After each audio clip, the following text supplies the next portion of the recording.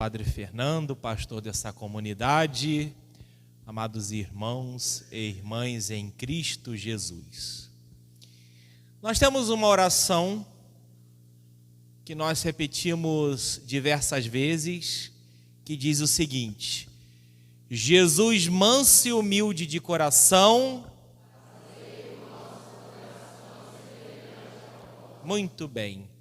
Agora, manso e humilde de coração. Será que a palavra do evangelho de hoje não contraria um pouco esta oração? Porque hoje nós vemos palavras duras de Jesus, aonde ele se refere aos outros como hipócritas. E Jesus fala essa palavra forte para quem? Para os pagãos?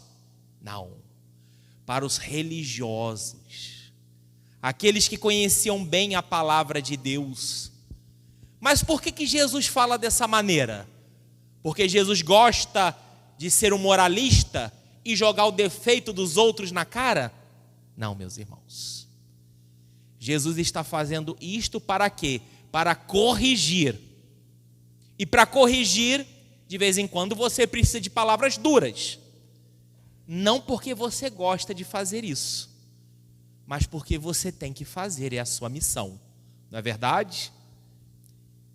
Na primeira leitura de ontem, creio que todos estão lembrados. Se não estão, vou ajudá-los, né? O rei destitui Sobna, primeiro-ministro, e coloca um novo primeiro-ministro, Eliaquim, e diz: olha só, eu vou te dar as chaves do castelo, e você tem que ser um pai para Jerusalém. Pai não é a mesma coisa que ditador, porque um pai, ele acolhe, ele dá carinho, mas ele corrige e chama atenção. Por quê? Porque ele ama. Concordam comigo? Pois esta, meus irmãos, também foi a missão de São João Batista. Não é verdade? Eu falei para vocês o quê? Que eu já fui pároco de Laranjais e tem especialidade em São João Batista, não é? Como é que é o hino que a gente canta?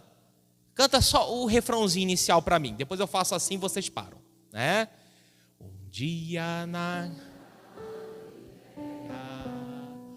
um homem chamado João amava com ternura de amor. Segura.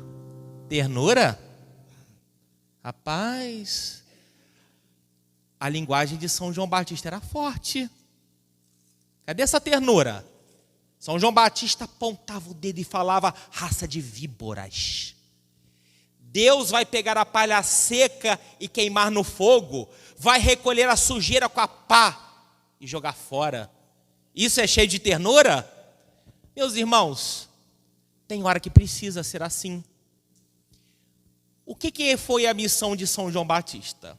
Quando Jesus nasceu, e São João Batista também, obviamente, o povo de Israel estava há mais de 200 anos sem profeta. Era como se o céu estivesse fechado. Era como se Deus tivesse esquecido de suas promessas. Se Jesus começasse pregando de uma hora para outra, o povo ia acreditar em Jesus? Não ia. O povo estava afastado de Deus, a religião não cumpriu o seu papel. Então o que João Batista precisava fazer? Trazer o povo de volta para Deus, aplainar os caminhos. Não é verdade? Os mais antigos aqui se lembram? Como é que era para você chegar na época daqui de Macuco até Valão do Barro sem estrada asfaltada? Era fácil? Quem lembra dessa época? Levanta a mão. Misericórdia. Pois é. Meus irmãos, a estrada de barro não é fácil de você passar, ainda mais quando chove. Por quê? Ela não está preparada para um carro comum. Agora, quando você vai asfaltar, você prepara, porque aí qualquer carro passa com facilidade. A missão de São João Batista era aplainar o caminho para quê? Para que o coração das pessoas tivesse essa facilidade de receber a mensagem de Jesus, que iria começar o seu ministério. Sim. Então João Batista, ele precisava fazer o povo voltar para Deus.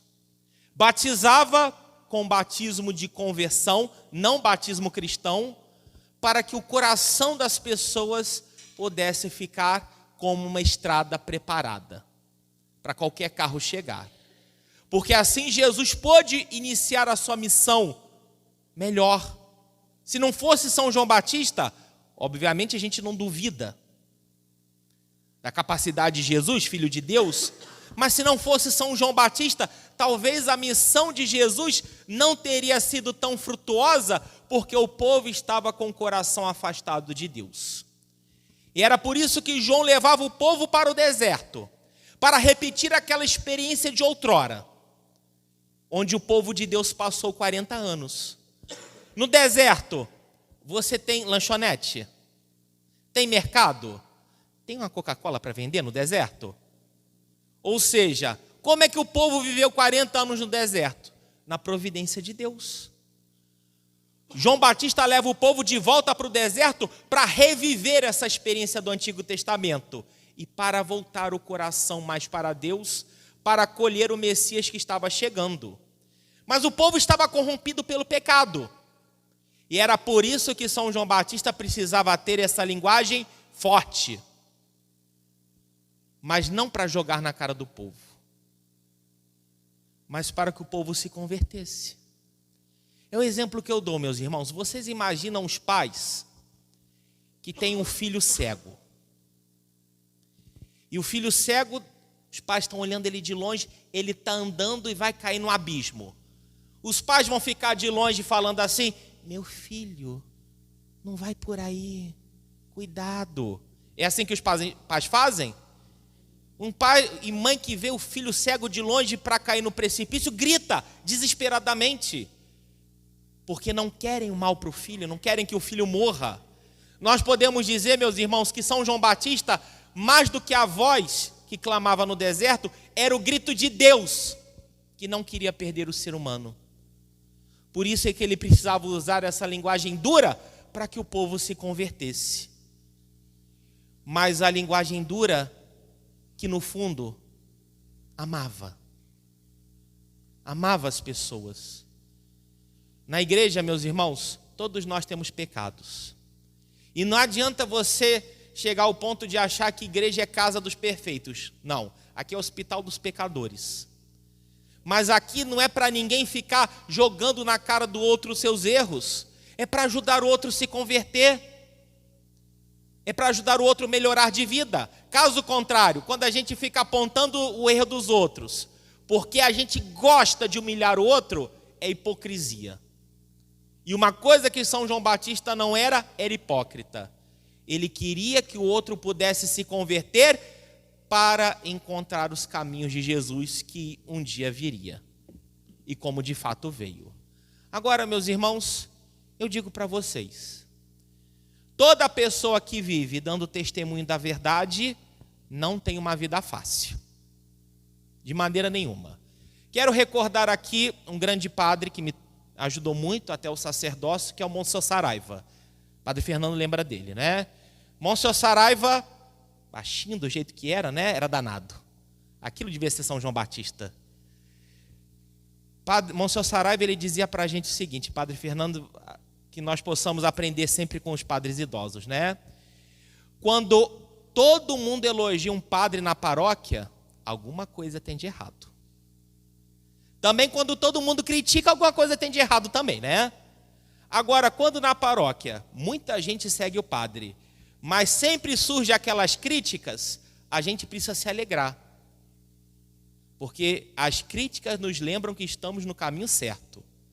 Claro que quando a gente é padre novo, eu já passei disso há muito tempo, né? As críticas faziam mal, tiravam sono, faziam a gente tomar antidepressivo, né? Mas agora toda vez que eu sou criticado na paróquia, eu dou glória a Deus. Porque isso tudo me faz lembrar que eu estou no caminho certo. Se perseguiram Jesus, se mataram São João Batista, não vão fazer também com aqueles que pretendem? ser discípulos de Cristo? A verdade sempre incomoda, meus irmãos. E se você não incomoda de vez em quando, é porque você não está na verdade.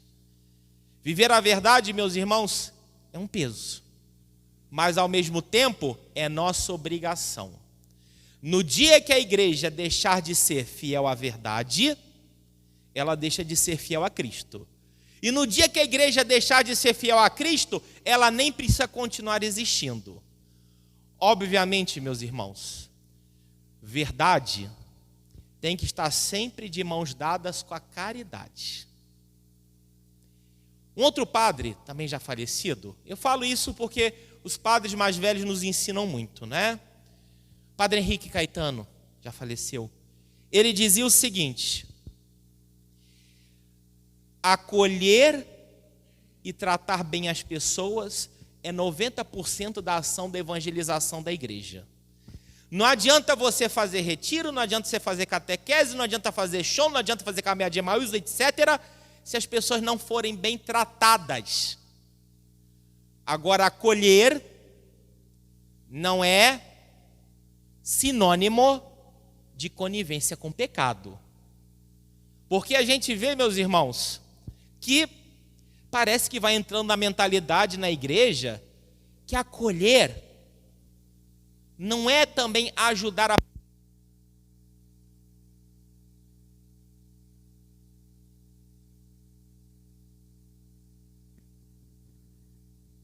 Obrigado. Vamos relembrar o que o Papa Francisco disse aos jovens lá em Lisboa. Na igreja há lugar para todos, todos e todos. E o Papa mandou repetir. Vamos repetir comigo? Na igreja há lugar para... E todos, e todos, e todos é todos. É ou não é verdade? Mas, meus irmãos, tem lugar para todos? Sem dúvida. Mas para que todos também possam descobrir esse caminho de conversão. Acontece que às vezes a gente faz uma separação. Agora eu posso voltar com o microfone aqui. Uma coisa é acolher, outra coisa é falar de doutrina, e parece que as duas coisas se estranham. E não, meus irmãos. Para você casar, você não precisa ter amor? Casamento não tem as suas dificuldades? Imagina casar sem amor. Seria fácil? Agora, o casamento tem responsabilidades e um ajuda o outro, não é mesmo?